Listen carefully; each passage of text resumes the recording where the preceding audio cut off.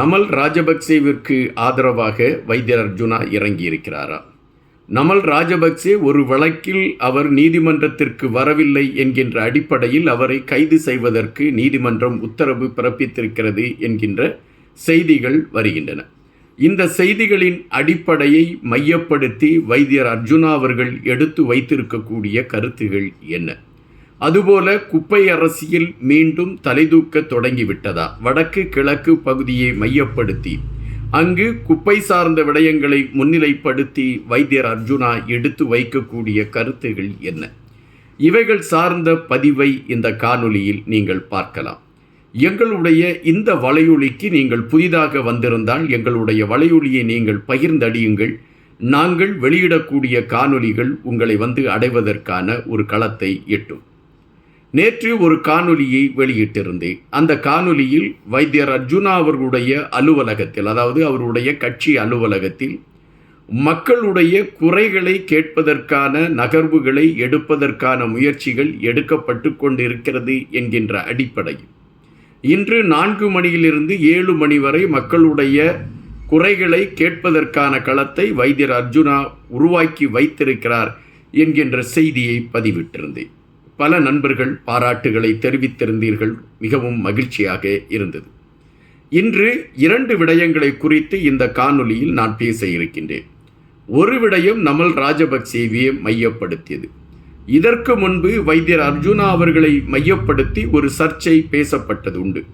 அந்த சர்ச்சை எதனை மையப்படுத்தியது என்கின்ற பொழுது, நமல் ராஜபக்சேயும் கோத்தபய ராஜபக்சேயும் மகிந்த ராஜபக்சேயும் மையப்படுத்தி வைத்தியர் அர்ஜுனா அவர்கள் எடுத்து வைத்த கருத்துகள் என்று சில கருத்துக்களை சில ஊடகங்கள் பேசிக்கொண்டு இருந்தன. அப்படி பேசுகின்ற பொழுது நமல் ராஜபக்சேக்கு ஆதரவு கொடுப்பதற்கான களத்தை வைத்தியர் எடுப்பார் என்கின்ற அடிப்படையில் அந்த ஊடகங்கள் செய்திகளை முன்னிலைப்படுத்தின. ஆனால் தற்பொழுது வந்திருக்கக்கூடிய ஒரு கருத்து அல்லது வைத்தியரால் எடுத்து வைக்கப்பட்டிருக்கக்கூடிய ஒரு செய்தி, நமல் ராஜபக்சே அவர்கள் ஒரு வழக்கின் சார்பாக நீதிமன்றத்தில் அவர் ஆஜராக வேண்டும். ஆனால் நீதிமன்றத்திற்கு அவர் வராமல் இருக்கக்கூடிய சூழல் உருவாகி இருக்கக்கூடிய இந்த நேரத்தில் நீதிமன்றம் அவரை பிடிப்பதற்கான ஒரு ஆணையை பிறப்பிக்கிறது. எனவே நமல் ராஜபக்சே கைது செய்யப்படுவதற்கான ஒரு வாய்ப்பு ஏற்படலாம் என்கின்ற செய்திகள் வருகின்றன.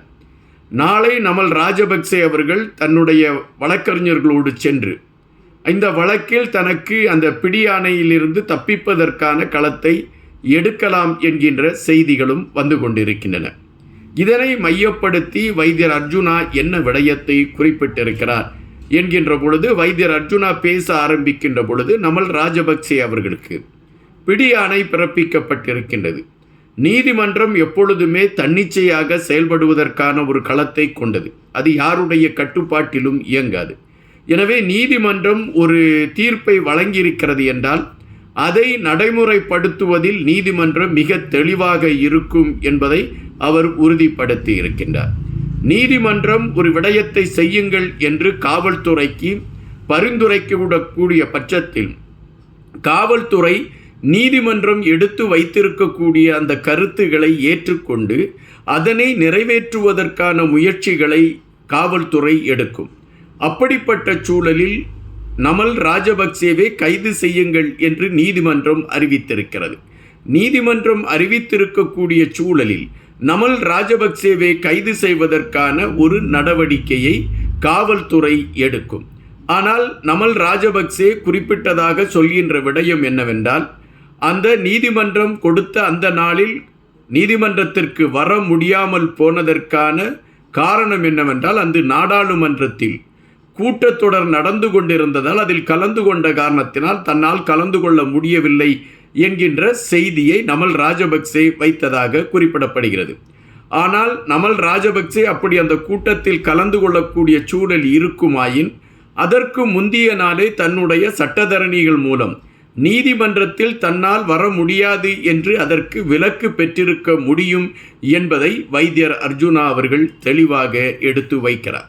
அதுபோல நீதிமன்றம் எடுத்து வைத்திருக்கக்கூடிய இந்த தீர்ப்பிலிருந்து ஒரு சராசரி மனிதர்களுக்கு என்ன கட்டுப்பாடோ அதே கட்டுப்பாடு தான் நமல் ராஜபக்சேவுக்கும் இது இருக்கும் என்பதை அவர் உறுதிப்படுத்தியிருக்கின்றார். அப்படி என்றால் நமல் ராஜபக்சேவுக்கு ஆதரவாக வைத்தியர் பேசுகிறார் என்கின்ற விடயம் இங்கு பொய்யாகி விடுகிறது. அதுபோல கோத்தபய ராஜபக்சே அண்ணனா மஹிந்த ராஜபக்சே தம்பியா என்கின்ற விடயம் கூட தெளிவாக தெரியாத ஒரு நிலையில் இருக்கக்கூடிய வைத்தியர் அர்ஜுனா அவர்கள் கோத்தபய ராஜபக்சேவுக்கும் மஹிந்த ராஜபக்சேவுக்கும் ஆதரவாக பேசுகிறார் என்கின்ற விடயமும் இங்கு உடைக்கப்பட்டு விடுகின்றன. இந்த விடயங்களை வைத்து பார்க்கின்ற பொழுது வைத்தியர் அர்ஜுனா அவர்கள் தன்னுடைய தெளிவான பயணத்தை அவர் எடுத்துக்கொண்டு பயணிக்கிறார் என்பது இங்கு உறுதி செய்யப்படுகின்றது. இரண்டாவது விடயம் குப்பை அரசியல்.